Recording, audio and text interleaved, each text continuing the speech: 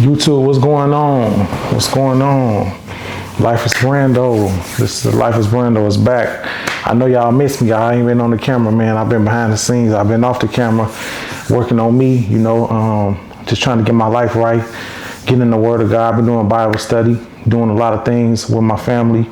Just dedicate myself to just being the best version of myself at that. And just dealing with life. As I mention all the time with y'all, it's a struggle. I definitely got to, this content creating is a job, so I definitely want to be more proactive, more productive for y'all. I don't want y'all to think I'm just missing in action and going and abandoning y'all, because y'all definitely are my family and the audience at that, so I got to give y'all what y'all looking for and what y'all need. I definitely got an important topic today. I know y'all see me rocking purple. Y'all like, why you got on a t-shirt and, purple, and it's a blizzard outside, especially if you're in the north and if you live up north or in Chicago like me. But very important topic today. Very, very important, sentimental to me. As y'all know, or some of y'all may not know, it's National Epilepsy Awareness Month. That's something that's very touching to me because I can resonate with that very dearly. I have epilepsy, for some of y'all that may not know. For a lot of viewers that, if you watch this video today, tomorrow, or in the future, that's something that I've been dealing with for over 7 years now.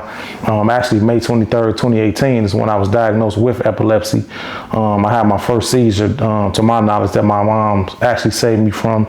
Thank God for that, and I praise God every day for her being in my life, not just for that moment, for her being the mother that she is today, because she took care of me. She, did everything she could and still is to this day to become, for me to become the man I am. So she sacrificed it all for me. But on that particular day, I almost lost my life at 18 years old, 4 days before my 19th birthday. But if y'all, I could do a little rewind and, I can take it back and just to rewind from how this started to how we got here today. Kind of overcame the battle. I wouldn't say 100%, but I've made a lot of progress thanks to the Almighty, the Most High God. He definitely has saved me and brought me out of a lot of dark times. But as I mentioned on that particular day, at this time I was at home, just chilling. I was texting. I do remember that. After, if some of y'all may not know, the after effects of that is memory loss, but we'll get to that in a second. But on that particular day, May 23rd, 2018, I remember my mom was cooking dinner, and I was in my room. I had my door locked. I had my door closed. It was locked. I don't know, but I was texting the girl, and I can't quite remember what the conversation was about, honestly, but I remember my mom was calling my name and I was like non-responsive. I just couldn't respond. She was like, basically like telling me the dinner was ready, I can come get my plate. And I couldn't say nothing. Like I wanted to respond, but I couldn't say nothing. I never felt like that before. So that was kind of strange to me, and before you know it, I just blacked out. I really didn't understand what it was. I didn't know what it was about. And as she, kept not hearing me respond, should I say, she came and checked on me and seen that I was, on my floor having a seizure in my room. And, I woke up, I guess it was minutes later, I was in the ambulance and I was like so dizzy. I was extremely dizzy, like I never felt before. And that was something that was like a very, very, I could say, if I could describe that experience, it was very traumatic. And I would say that the first time I felt like that, it was not only was it traumatic, it was just something that was abnormal. I never felt so dizzy like that. I was like probably like one of the worst headaches I ever had. I just woke up so dizzy, confused, not really knowing where I was at. And when I was laying on the bed of the ambulance truck, and I was in the back of the truck the EMT team was getting ready to take me out of the bed, take me out of the ambulance, should I say, and take me to the hospital, to the emergency room. My mom was standing right next to me. She was sitting right next to me, should I say. And I was left so dizzy. I was like, where am I? The lights was flashing on me from the truck. She was like, you just had a seizure. We about to get ready to take you to the hospital right now. I said, what? I really couldn't process what she said. I really couldn't hear anything. It was like really fuzzy in my ears. My hearing and my sight was very, very normal. It was not normal. It was abnormal. It was little. So I really couldn't hear or see. I was like, basically like my brain was kind of like starting back up. That's how I can describe that particular moment. And, my mom, she had called my aunts and my cousins. They had came to the hospital, and, I was there in the emergency room.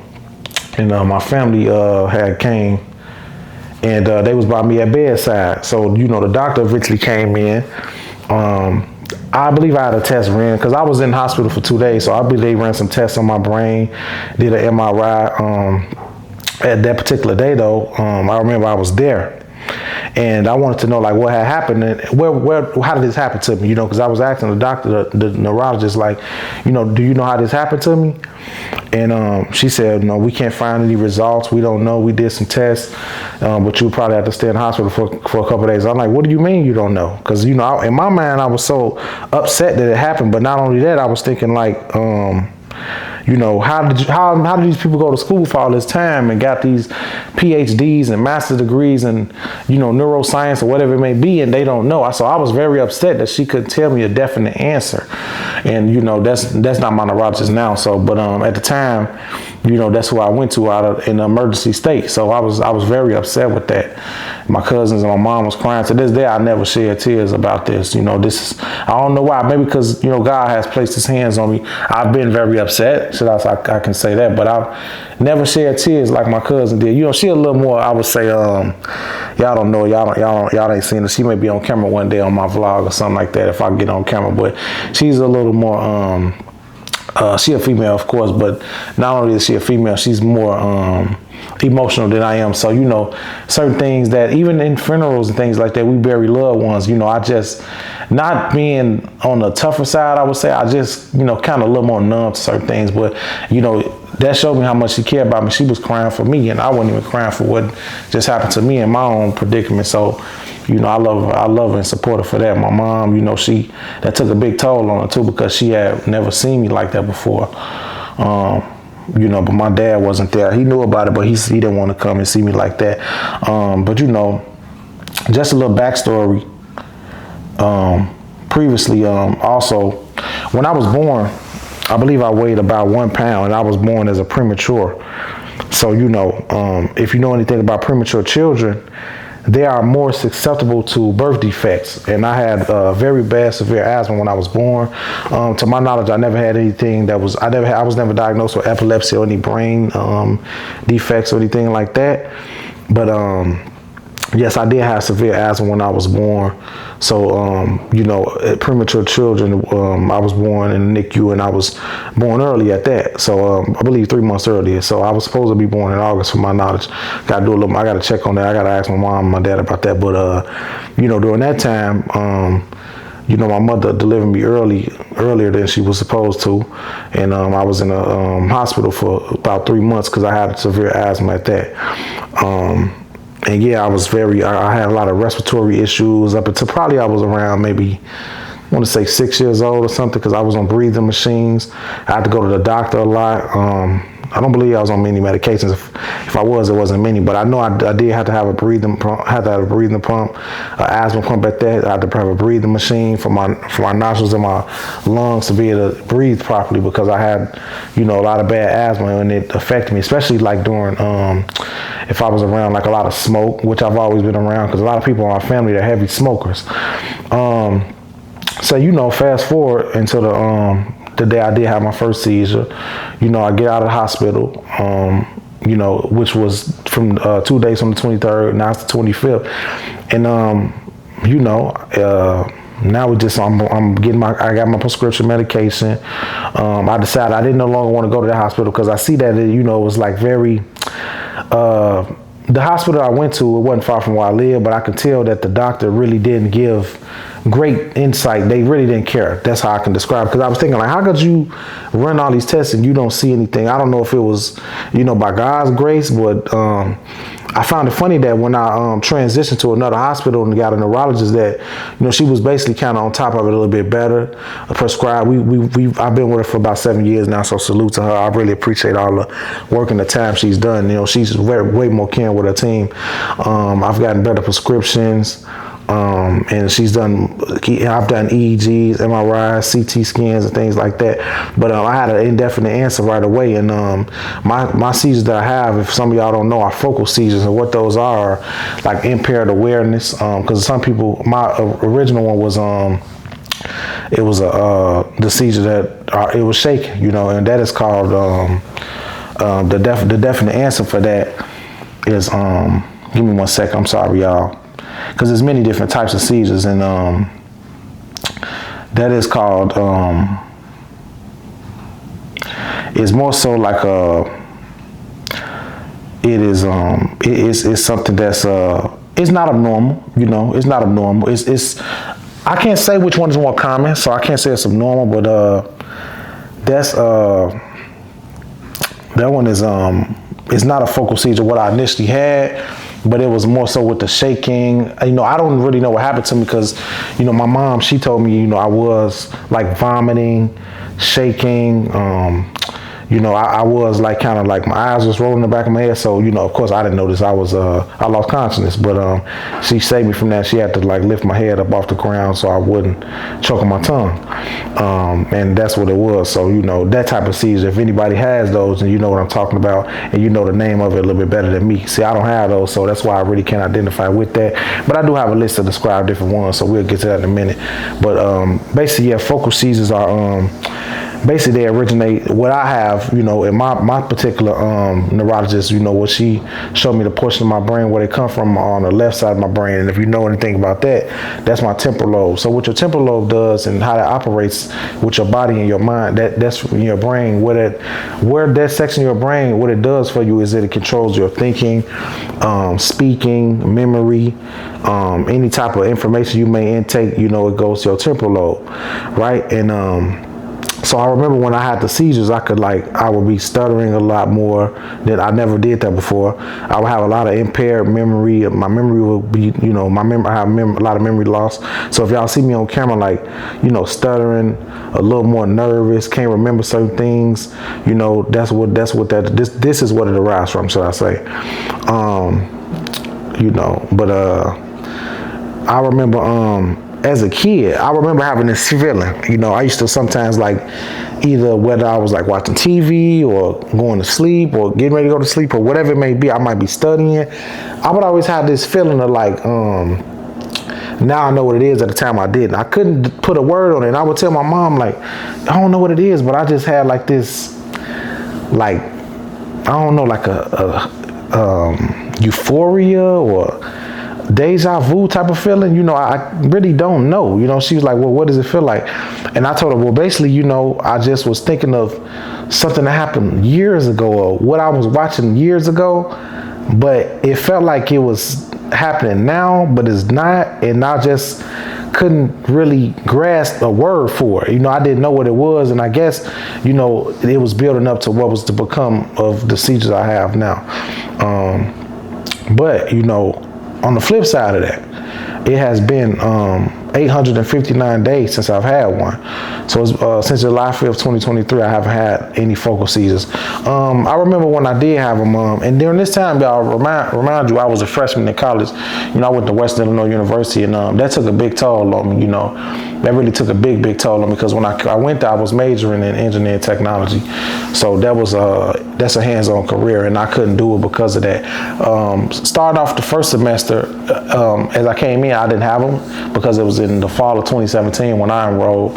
So I came in, you know, not having those, but during the second semester, it was actually the end of the second semester at that. So coming into my sophomore year, still having that major, I seen firsthand, you know, what I already knew that course was going to take me to and what that career would be. And I remember walking back into school around during the fall semester in August, and you know, I was just so upset, not only from me having the seizures and the depression and the loneliness and the headaches and, you know, the isolation that I would have, because that's what I would usually do, especially around people. And you know, if you're on campus in college, you got to be around people. So, you know, sometimes I would just go, I wouldn't do assignments.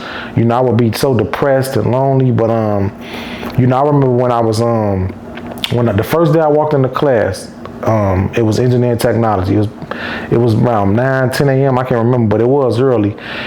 And I was so upset because, you know, I just felt like just such a failure, you know, and I felt like I just knew my life would change, you know, and at the time, you know, I didn't realize the faith that I would have now. You know, I didn't see where God would be taking me. But I remember I walked into class and I seen the professor. It was me and probably about 10 or 15 other people. And I seen somebody with like a like a they was sawing, like they had like a sheet metal machine or something like that, but it was machinery in the class, needless to say.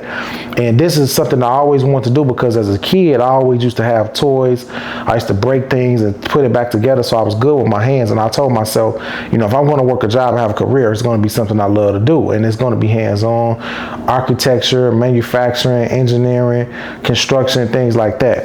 And that's why I considered to enroll in that major and you know, go to school for that. And I remember when I seen, you know, somebody that was already in the class, they was actually building like a project. It was some type of wooden block they had, and they had a face shield over their face because they had like a chainsaw or something. And you know, the fire that was coming from the wood as they were sawing it, it was, you know, they was fireproof. The mask was fireproof, and they had on a suit as well because they couldn't burn their skin or their face. And I remember the instructor was telling everybody, he was like, you know, if you want to talk, if you want to laugh and joke in this class, just get out, because you're going to hurt yourself, and you know, it's going to be your fault. And I'm not going to allow anybody to do that if I have an option to. So he said, if you're used to joking and playing and laughing, just get out now, because I'm not going to do nothing but fail you. And I remember I felt so defeated when he said that, because that wasn't what I was planning on doing. You know, I planned on really understanding how to, you know, become hands-on. And you know, I want to enroll in that class to understand what it really was about, and I didn't get a chance to. So I have my prescription medications on me. And I take those twice a day, from 8 a.m. and 8 p.m. I take 3 medications twice a day. So that's what I've been doing for 7 years. And I remember I had to show him on my phone, you know, what the doctor prescribed me, and also what was in my hand, what was in my pocket, I'm sorry. So, you know, once I told him that, he understood. He was like, okay, you know, I understand this, you don't want to do this, ain't for you, it's a safety hazard. And, you know, he proceeded to speak to the class. And once I walked out, I was like, man, what am I going to do now? Because I couldn't think of anything else that really interested me in college. And, you know, that was kind of like the start of me leaving. I should have left sooner, but I stayed 2 more years trying to figure it out. I think I picked up like business management or something like that, but it really didn't go nowhere because I was so depressed. My level of anxiety began to rise, you know, so this is really serious for people that don't know, you know, especially if you never had this or you weren't born with it. Not saying if you were born with it, you know, it don't affect you, because it does affect you. It's just some people you can navigate this differently if you've probably been through it longer. But when it's hit you out of nowhere, my personal experience and opinion is when this comes out of nowhere, you know, you start to question things. And I was questioning life, like, you know, why me? You know, that's what I began to do, not knowing I was questioning God. So, you know, and I'm sure, you know, anybody would, but, you know, that's like catching a disease or something, or, you know, getting hit by a car or anything, paralyzed, whatever you might want to say. But, and that's what I did. You know, when this happened on that day, I was like, why me? You know, what did I do to deserve this? And I used to always ask that to my mom. I used to tell her that. I used to tell her this is what I was thinking. And when I was away at school, you know, I would tell her like the times I would have the episodes and things like that. It will affect my education very, very severely, you know, because I really couldn't focus a lot. I couldn't really put my all into what I was studying. So it would cause me to, you know, lose credits and flunk classes. And, you know, sometimes I just wouldn't even do any work. I would just want to be alone and isolate myself. I was so depressed and my anxiety was high. You know, I would think about suicide, and, you know, it was so much that was going on at that time for years. You know, for years, like at least 5 years. At the time, it was about probably 2 years of me going through it in school. But, you know, even after that, you know, you talking about at home with family, you know, it affected that because, you know, the family events didn't feel the same. You know, then I dealt with trauma back home. So it was just so much going on. But as far as my college experience, when it started, that affected me a lot because I really couldn't give it my all. Let's say it like that. And, you know, it was so crazy because a lot of people, even to this day, a lot of y'all that may see this if you know me personally, you probably never would know this, because I was so, I would say, very secretive, but at the same time, you know, my demeanor, it wouldn't show, it wouldn't show.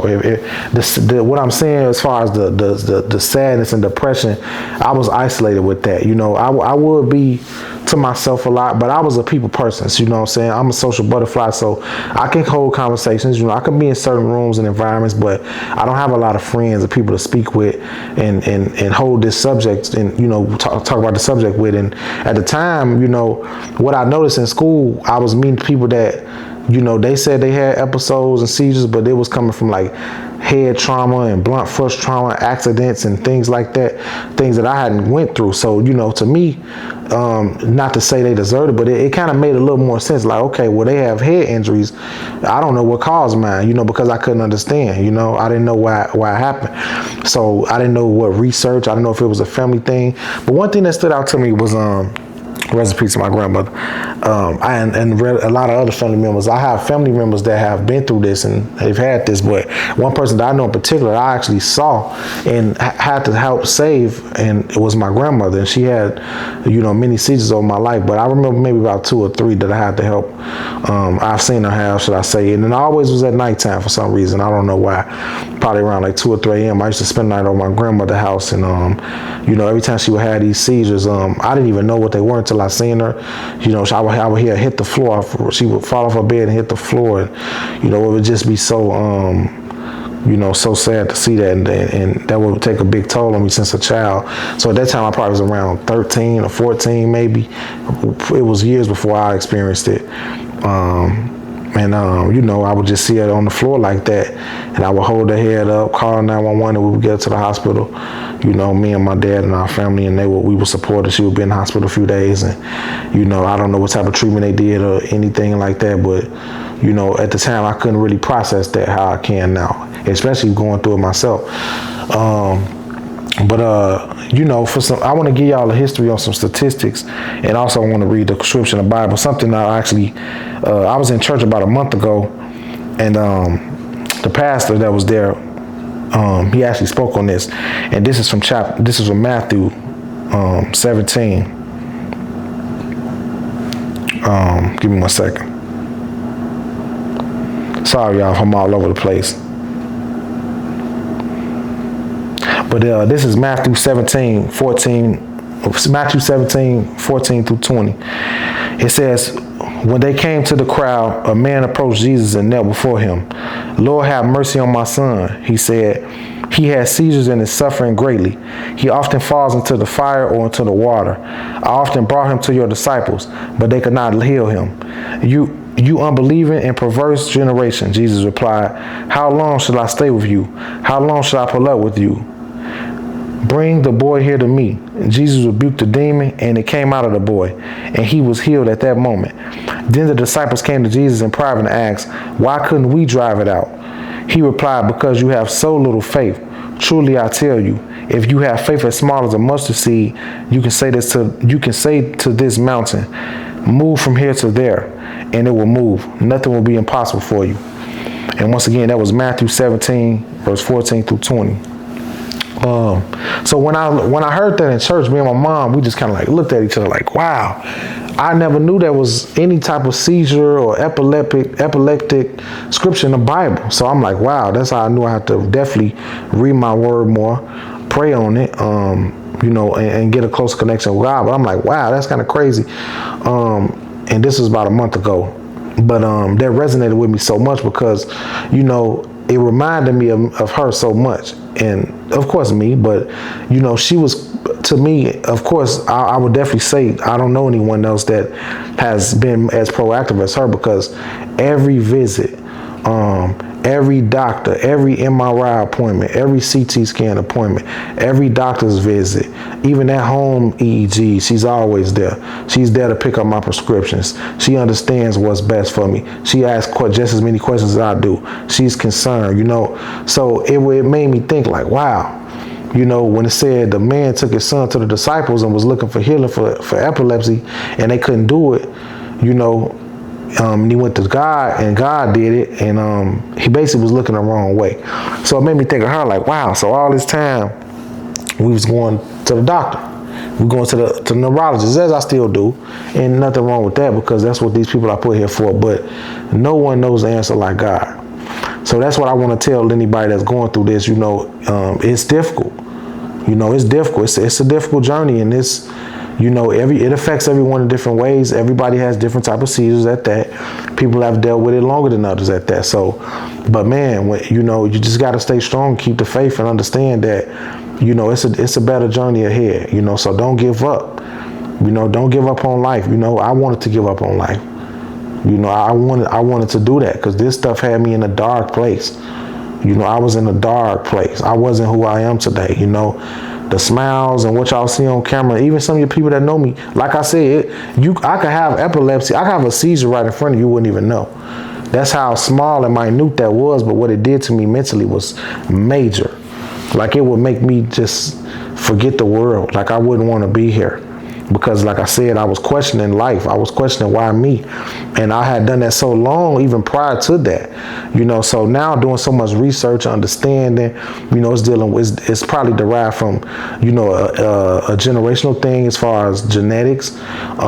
When it comes to the epilepsy, it could be my diet because I had never had the best diet growing up. If you know anything about impoverished people, and this ain't to make no excuse, but if you know anything about poverty, if you come from this, you eat what you can afford. And most of the things most of the time what you can afford isn't good for you, so that's how it goes. When you from certain environments and from certain places in the city or wherever you're from, if you get on link and low income, things like that, you can't eat healthy foods. We don't know nothing about what's organic. We don't know about this amount of with this amount of nutrients go to your brain, so this can cause epilepsy, that can cause hepatitis B, that can cause high blood pressure, high cholesterol, and a lot of this stuff run in my family, and some people have passed away from that. So like I said, a lot of these foods and things that I've digested, even when it comes to water, because I'm a big water drinker, but a lot of it may have more nickel and iron and things like that because it's cheap, and it's not the real thing. So, after doing so much research over the years, I began to see, okay, this may be what it's from and what it's derived from, and that's probably what the doctor's not telling me because, they really not going to tell you, honestly, the real thing. They may tell you where it's coming from in your body, but they may not tell you or give you a suggestion of what you may be doing to stop it, or what you could do to stop it, should I say. So when it goes back to what I was saying, as far as it may be genetic, because I've explained all this to my doctor. You got to understand, I know this lady almost 10 years, so I've told her that this is a genetic thing. I have cousins, family relatives, my grandmother, they've all had this. They've all had seizures in their own different ways of life and different time periods. I've expressed that. I've told her about my diet and how I grew up on, some of the fast foods, foods that weren't organic, things that are very unhealthy, how that may have, I asked her, could it have derived from that? And she's always said, well, I'm not really sure, and let's be honest, she probably does know, because if she works in a health environment and she's paid to do it, I'm sure she knows something. But like I said, she does all she can. But let's be honest, she works for, in a pharmaceutical based company. So she's going to prescribe me medicine to make money.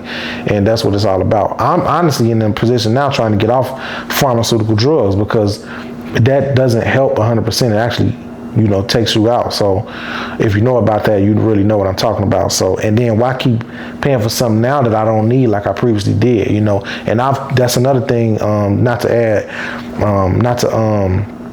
go off subject, but to add to that, I've probably switched prescriptions in seven years, probably about 40 to 50 times. And that's an estimate. So, but I remember when, I don't know why I didn't do this when it started, but I probably started taking notes on how many episodes I was having in about November 2018. I still got it in my phone. I got like dates and times. So I have dates and the amount of seizures I had. So some days I might have 2, some days I might have 3, some days it might just be 1. And like I said, mind you, I was in school at this time as a sophomore. I was a sophomore in college. So this was from all the way from November 2018 to July 5th, 2023. But so you got to remember 6 months prior to that is when it started. So I missed out on a 6 month period. I don't know. I just probably never thought of doing it. I never really thought of writing it down or taking notes. So I don't even know how many I've had. Honestly, it's over hundreds. But, you know, needless to say, that it affects you a lot. So like I said, you know, if you're going through this, don't give up. You know, it's something that, you know, we all fight together, and we all do it in our different, we all do it in our own way. You know that God is the way, the light, and the truth, and he does deliver us in all different ways, you know, but it's if we surrender to him and give our lives to him and understand that, you know, this battle can't be fought alone, you know, then we can't be delivered from it. He delivered me. You know, I don't even have them anymore. I just woke up one day and don't even have them. You know, and I strongly don't believe it's just because of medication. You know, it's definitely because of God. You know, it's definitely that's the only person who knows all and sees all. So who else could deliver me from it? But I want to get into some statistics. You know, that's another thing I want to do. I took some notes on that. Let's get into some statistics on seizures and you know, different kinds and how many people have seizures.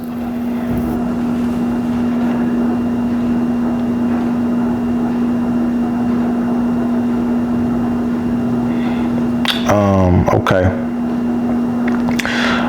So this is a interesting fact. I didn't know this until I actually just researched this today. I was doing a little research, and it says about at least 50 million people have epilepsy worldwide.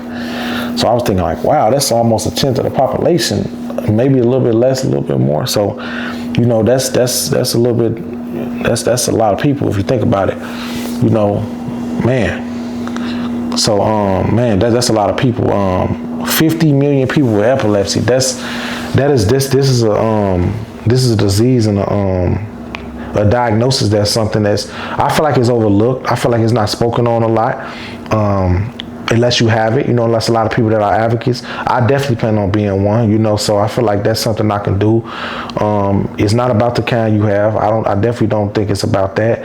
You know, I think it's about being a voice and giving a voice to the ones that feel voices and hopeless like I once did. So I feel like that's something I could definitely do. And not only me, but as many people as possible worldwide, because as you can see, I'm a part of this statistic. You see what I mean? So, you know, once this, you know, you can't be, I'm not gonna say you could never fully get, I don't believe in something you can be not, I don't believe in being diagnosed with something that's, you know, fully incapable of leaving, or fully being incapable of not being able to be delivered from, should I say that. So if you have anything, not just epilepsy, you can definitely be delivered, especially with the word of God, praying, fasting, eating better, working out, whatever it may be. You know, sometimes it may be medication, but that won't last. You know, that won't be the only result. That won't be the end all be all, should I say.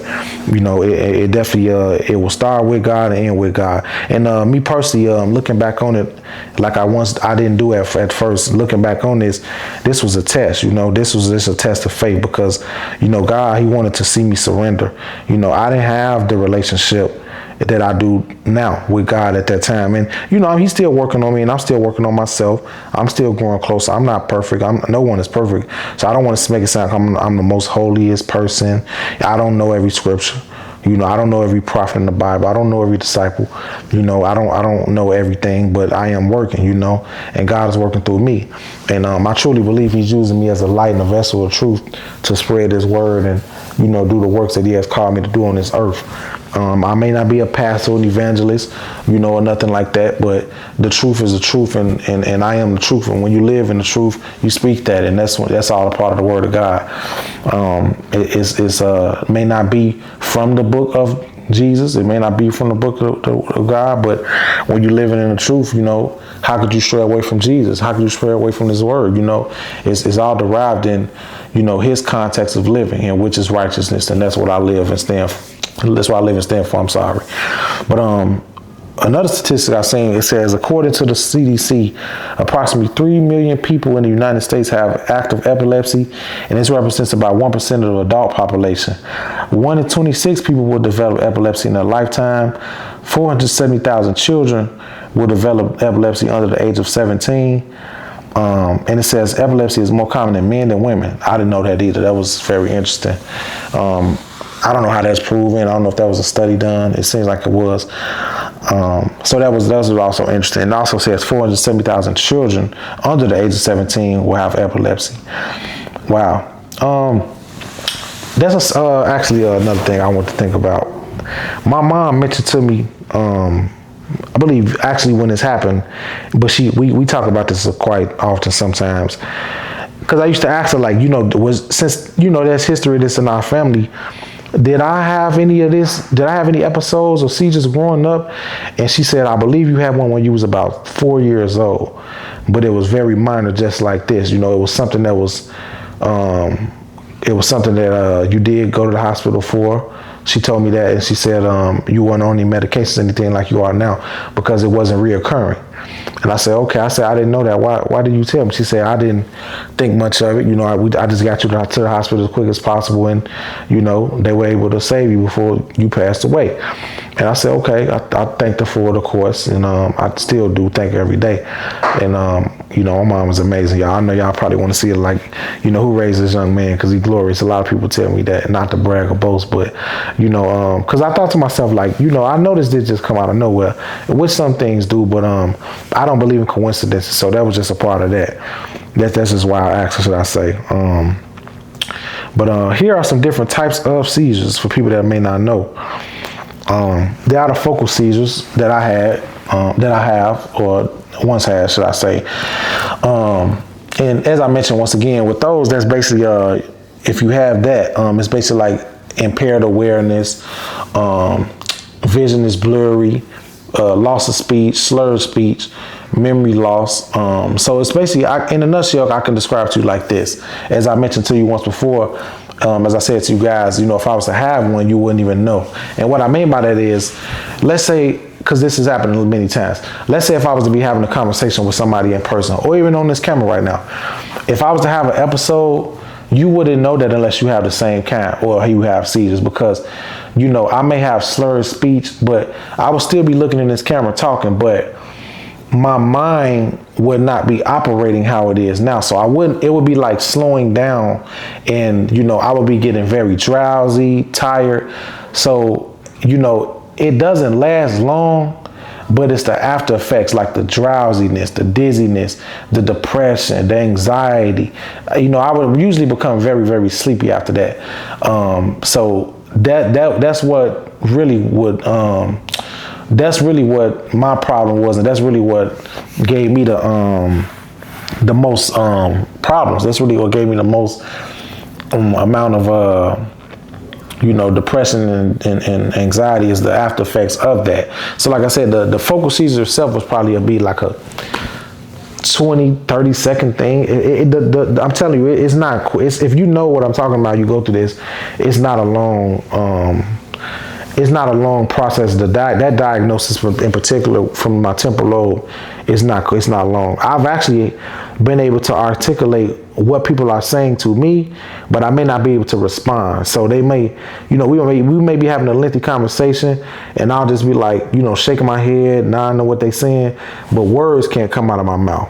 So I can feel it coming. Or that's another thing. Like, I've been behind the wheel driving before, on the expressway, switching lanes, behind cars. Like, sometimes I remember one time I was driving my dad. For some reason, I don't know why, I was, he was following me. I was supposed to be following him because we were going back to the house. So I don't know why this was happening. I don't know why he was doing that. But I was driving his car, and he was driving another car that he had. So he was following me. I don't know why he would be doing that, especially knowing that I had epilepsy. And I don't even, because he needed somebody behind the wheel to follow him. He couldn't find anybody or something like that. So that was kind of bad on both behalves, honestly. But it was just a bad move. And this was, like I said, this was about 5 years ago. So it still was during the time where I was having these things very rapidly, like on an every day or every other day period. So the time frames were, they vary, but it was, you can guarantee I would have at least probably 3 or 4 a week. You just, never could predict when. I couldn't predict when. But I knew based on, statistics and what I was, putting in my notes, what I was telling the doctor, the type of medication I was on and things like that, it was way more severe than it is now. But I remember that I was coming from, we was coming from like a body shop or something like that, like an auto shop. And it was somewhere far in the suburbs, and we were coming back to the city. So we had to get on the expressway, and that was dangerous because I usually don't drive like that. Honestly, I don't drive on the expressway a lot, but I was able to do it. So I felt the seizure coming. As we exited off the expressway, I got into the exit lane. We was on the street. So I was, I believe I was like on a two-way street, or I was switching lanes. I was doing something. I think I was turning. It was time for me to turn because it was another car turning going southbound, and I was going southbound, but you know, they were coming from west, so they was turning in front of me, and I felt the seizure coming. So I had my dad on speakerphone in the car because he was behind me, and I couldn't tell him what was going on because I couldn't speak. The only thing I could do was stop the car. So I seen the car that was turning in front of me, and I let it turn. I just hurry up and pressed on the gas, and I, you know, put on my right turn signal, made sure wasn't nobody coming behind me, and I pulled over. And he kept saying, "Hey, what you doing? What you doing?" He was calling my name like, "Brandon, what's up? What you doing? What you doing?" And I couldn't say nothing. So that's an example too, like it's very dangerous to be behind the wheel. So that's why my doctor now, you know, she been said that. She like, you know, don't be behind the wheel. I don't recommend that.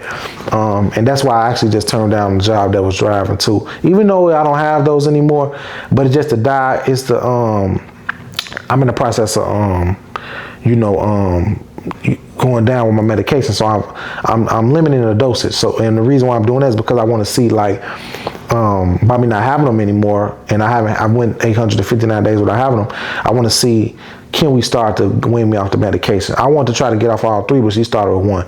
So she said by me starting to get off of one, it may take up to about, I believe she said 6 months or so. So she said it could take some time to see how the processing goes. So she said, I don't recommend you driving. And back then I really wasn't supposed to be doing it. So like I said, that was a mistake on both halves. So I had, mind you, like I said, so I let the car go in front of me. I was able to switch lanes, hurry up and park the car on the curb. And I just had to park it and wait till the seizure was over with. And once it was done, and you know, my brain, because I was very dizzy. Like I said, that's the after effects of it, if you know. I'm not quite sure about, you know, any of the other ones. I'll be discussing which kinds, what are the other kinds, I'm sorry. I'll be discussing the other ones. But I don't know if, yeah, maybe y'all can put in the chat if you have these, or you can relate, how do you feel, or what do you go through. But with the focal seizures, I just know I can speak on that because I've been through it so long, and that's what I go through, you know, and that's what God has delivered me from. I'm hoping this permanent instead of temporary. So as I parked the car, you know, once he pulled over on the side of me, I had to roll the window down. He was like, "What's going on? What's wrong with you, man? You okay?" And you know, that's when he finally realized, he's like, "You having a seizure?" I was like, all I could do was nod my head, but I couldn't verbally speak to him until I finally, you know, regained. I said, you know, I just very dizzy. Like I felt like just, you know, same way I was always feel, but it was, you know, very dizzy, you know, kind of disoriented mentally. I couldn't speak, you know, I had memory loss, so I couldn't really remember what even just happened. And once again, you know, we had to still get back to the crib and park the car in the garage. So, you know, he wanted me to still drive.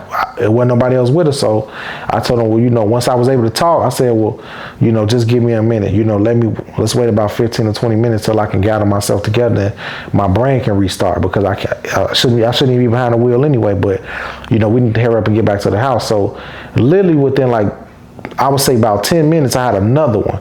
And that was right down the street from where we came from. And he was like, I told him, I called him. I remember I called him. And right before it happened, I called and said, yeah, we got to hurry up and get to the house. And I can't drive no more. I said, I can't be behind the wheel. This too dangerous. So once we got there, I was like, man, this is crazy.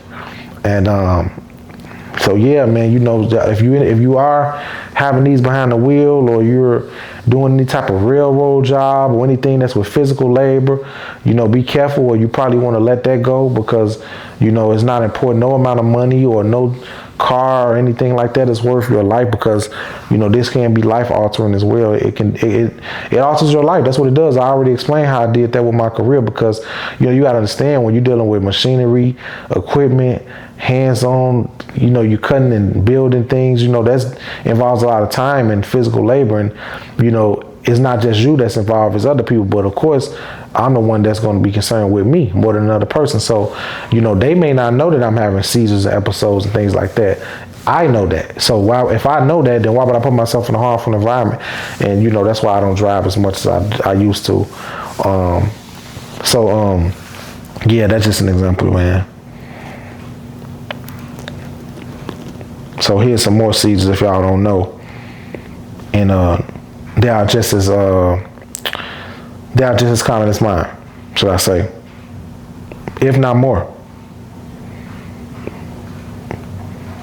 And I'm sorry, y'all. I remember in the beginning I was trying to remember the first one I had. It's called a grand ball. That's what I know it's referred to usually, a grand ball seizure.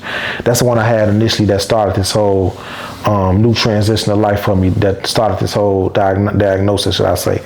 But another one is called a complex focal seizure, and it says it causes altered consciousness, confusion, and automatic movements. I don't remember having any automatic movements, anything like that, like tingling. I do remember the numbness. I had numbness in my hands, sometimes feet, but that was very, very rarely. So that wasn't really a reoccurring thing. It was more like you losing consciousness. My awareness was low. I couldn't respond, couldn't speak to people, especially if they were talking to me. But a lot of people, they wouldn't know this because they didn't even know I had it. So, it will be, like I said, once again, a regular conversation, whether it's on the phone or in person, and I could be looking you right in your face, and there will be no signs on my face or anything that would display this. So it's not like a person that will be having the ones that are more severe with the grand ball seizures, and that are on the floor vomiting, shaking and things like that. You kind of what's going on. It wasn't like that. I actually seen people have those before in front of me. Like I said, my grandmother and other people, even at school and things like that. So I kind of already, okay, you know what's going on when you see that. But it's not like that with me. So it's more difficult to detect. It's more difficult to detect that if you don't know how to identify with that. So it also said from I did some research on Google. Another kind that says generalized seizures that affect both sides of the brain. So it affects both sides, the left and right side. Absent seizures, it says brief loss of consciousness with staring or blinking. That's another way to describe what I had. Not much blinking, I would say, but I did have brief loss of consciousness. It says tonic seizures, sudden stifling of muscles.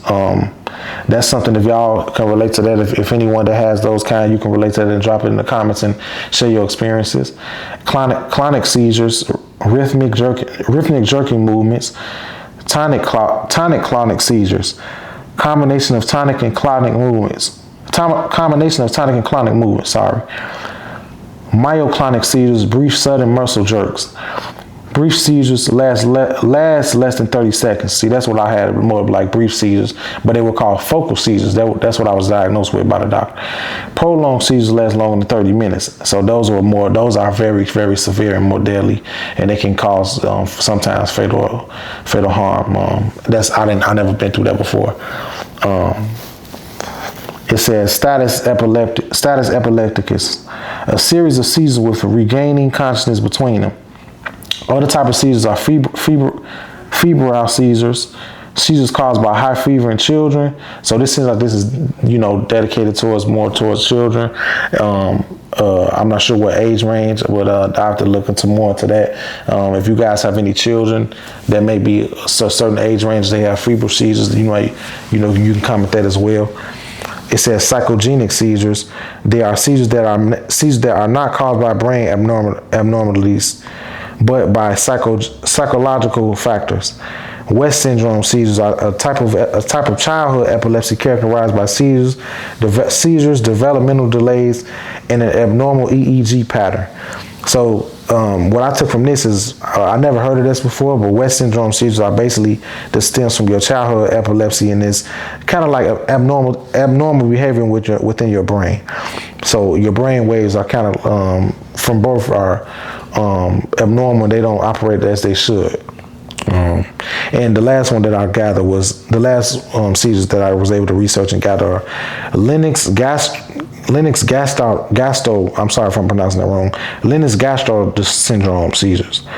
Another type of childhood epilepsy with a variety of seizure types, including tonic, clonic, and drop seizures. So these are very, very severe because it's more than one seizure at one time or different time periods. So it's kind of like you really never know what could happen. That's, anyone that has those, I really pray for you and pray that God can deliver you from that, because that seems like that's very depressing. Nerve-wracking, it causes a lot of anxiety, and you just never know what to expect in any time period. I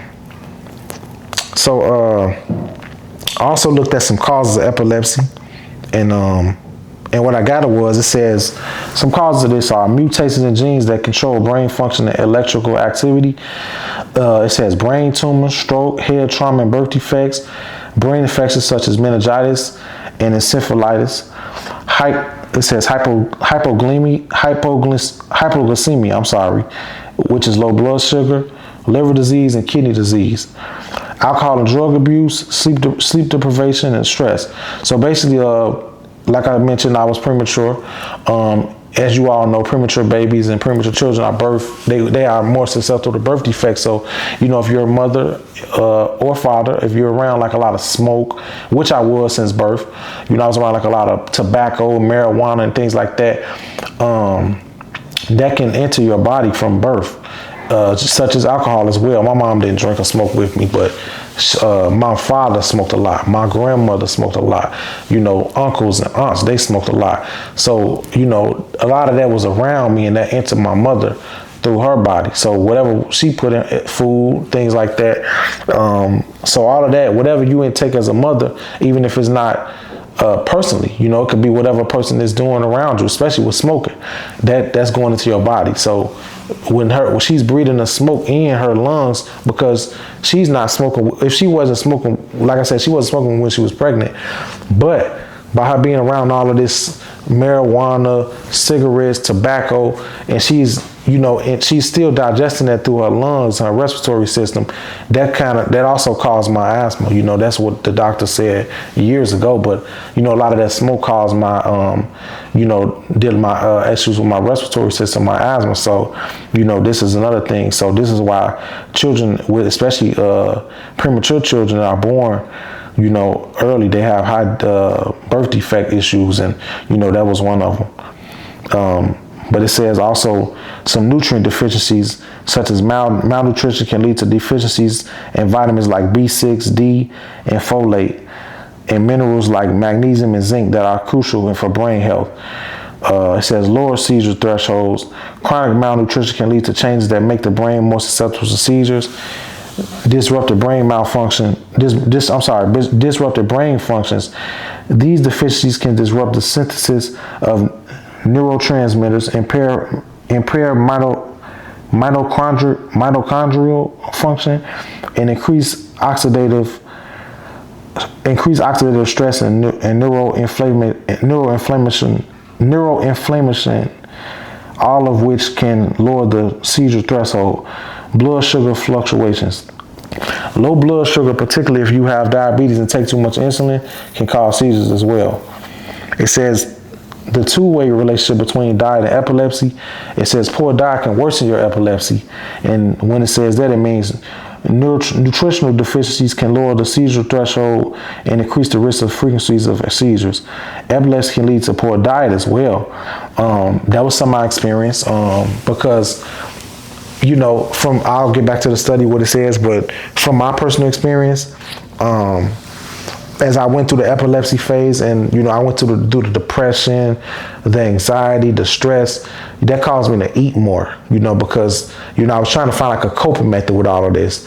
That caused me to eat more. At the time in school, I would say I was a little more active in gym than I am now, because I had gym class, and I played basketball. I used to run around the track. I went to the gym, so I was a little more active. But at the same time, I was still putting on pounds and weight because I was eating a lot of unhealthy foods, because I was stressed. If you know anything about stress, there's different coping methods with it. Some people turn to drugs, alcohol. Some people turn to sex. Some people turn to different things. But me, I was turning to a lot of food, and that's one thing. Because like I said, with the amount of depression and stress and anxiety, I was trying to like escape reality with what I was going through. And that's what I can definitely say. But I was nutritional. My nutritional aspects of living was unhealthy. So what I thought was something that was an escape was really, making it worse. That was food goes to your brain. So whatever you eat is what you become. And it also, like I said, affects you mentally as well. So it didn't do me no justice to eat unhealthy on top of having a mental aspect, which caused me to have this epilepsy. So the epilepsy with the unhealthy nutritional diet really wasn't a good mix. At the time I didn't know this though, but when you know better, you do better. That's what my mom always told me.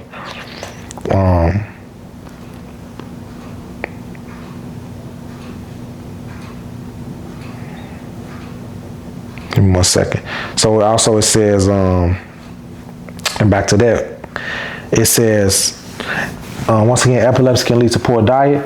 The condition itself and its treatments, anti-epileptic drugs can cause side effects like appetite suppression. Gastrointestinal issues and altered nutritional absorption, leading to malnutrition. So this basically means that when you are on prescription medication, that's another thing I didn't add in this, but I can share y'all as a side note. If some of y'all that don't have this or may not be familiar with epilepsy and prescription drugs that we take, they all have side effects. Some of the side effects are the depression, anxiety. So not only do you deal with this from going through, you deal with it from the medication you take. And then go back to what I was saying, that's another reason why I'm trying to get off of, because it makes no sense that, especially now that I'm not even having these, it makes no sense to intake something that's hurting me as opposed to helping me. So, even from day one, me and my mom, we researched this stuff. On the back of the bottle, it tells you caution, if you overtake it, like, me, that's why I'm on a time frame, 12 hours every day, 8 a.m., 8 p.m., I take my medication, but the dosage is so high that for one, it kind of makes it very difficult to do anything productive. So I go back to school, driving, and then I'm having episodes daily. At the time I was sometimes 2 or 3 times a day. So you got to mix it all in with taking medication. School is depressing. Homework and studying and going to different classes, trying to keep a high GPA. Now I got to figure out which major to do. I don't even really take interest in everything like that. So that was a big thing for me. But if the medication is causing depression, suicidal thoughts, anxiety, it causes you to eat unhealthy, but also it causes you to, your appetite changes a lot. So, let's say, okay, if you have dinner, right? You're not going to crave the same thing every day, right? So whether you eat out or cook, that'll cause you to most likely spend more money, or you'll be making if you're cooking, you'll probably have to buy a lot of food for at home. Or if you're eating out, you'll spend more money like that. And that goes back to what I was saying. I was eating a lot of unhealthy foods in college. Not saying I was cooking a lot, but, or I wasn't going out to eat a lot. But when I was eating, it was either on campus, or it was what I was buying from Walmart, or sometimes it was out to eat. But whatever I was eating, it wasn't healthy regardless, because there wasn't really many options at that. It wasn't many options for that anyway, right? But the one of the side effects of that is more of like an increased appetite. It changes a lot. So my brain tells my stomach, my brain tells my digestive system that, hey, I'm hungry. So sometimes what I might eat, it can, especially if I use the bathroom, sometimes what I might eat, I might not even digest, it may not even feel like I ate anything. So that's another thing with the medication. There's so many different side effects based on different medications you take, in the prescription, the dosage, the type of seizures you have, all that plays a part, for people that don't know this. And that's why it says, that's why it goes back to the gastrointestinal issues. Some people have trouble using the restroom and things like that. I personally didn't, but, that's just for some people that may not know. Right? So, what I did is, to sum this up, what I did is I Googled, I said, what is the most common areas of the brain to be affected by epilepsy? And as I mentioned before, my seizures come from my temporal lobe. So it says the temporal lobes are affected by the epilepsy, and basically what that is the temporal lobes are responsible for memory, emotions, language. It says seizures originating in the temporal lobes can cause confusion, deja vu, and hallucinations. And those are some things that I went through even before I had those seizures. I didn't know the name to put on it, but now I do know. And that's what I was realizing, because I used to tell my mom about the feelings I had with the thoughts of things that happened in the past or what I used to watch. And, I guess that was like kind of like a forewarning of what was to come. I just didn't know that. So it was like kind of hallucinating and deja vu. So that's why it derives from the left side of my brain, which is the temporal lobe. It says they also come from the frontal lobe, which controls movement, decision-making, and personality. It says seizures in the frontal lobes can cause involuntary movements, changes in behavior, and loss of consciousness. Parietal lobes. These lobes process memory, information from the body, and also basically just whatever you intake. So, if you basically whatever you made, any type of information in memory. So that's what that's what your parietal lobe does. It says seizures in the parietal lobes can cause tingling, numbness, and visual disturbances. It says they also come from the occipital lobes. I don't know if I said that right, y'all. I ain't studied. I don't got no PhD or nothing. But sorry for that. It says these lobes are responsible for vision. Seizures in the occipital lobes can cause flashing lights, hallucinations, and loss of vision. And no, just a side note, that's another thing, y'all. That's another thing I want to say. I do remember that too. When I was, having a lot of episodes daily, I remember that my, what would trigger me is like a lot of loud noise, bright lights and things like that. But as a kid, I remember growing up with my father, and even not just him, but more particularly him, he used to always ride around with these cars with this loud bass. And I used to sit in the back seat as a kid. So, I remember that them speakers were so loud in the trunk. And if you know about the amps and the speakers are connected, and all of that bass and them frequencies is coming to my brain and to make my head hurt. So that may be another reason why. So, these are reasons why I'm so familiar with music, but at the same time, my brain was programmed to, not only, how can I say it? I was, it caused a lot of headaches as a child but I got used to it quick because almost all the cars he had were just like that. So it was kind of like second nature to me. But, a lot of that loud noise, when I began to have episodes, that triggered it. When I was at school, we used to have the football games, basketball games. It might be somebody that might be playing a lot of loud music next door to me. Anything that was loud, bright lights from the games, bright lights outside, sun might be shining too much, that'll cause episodes.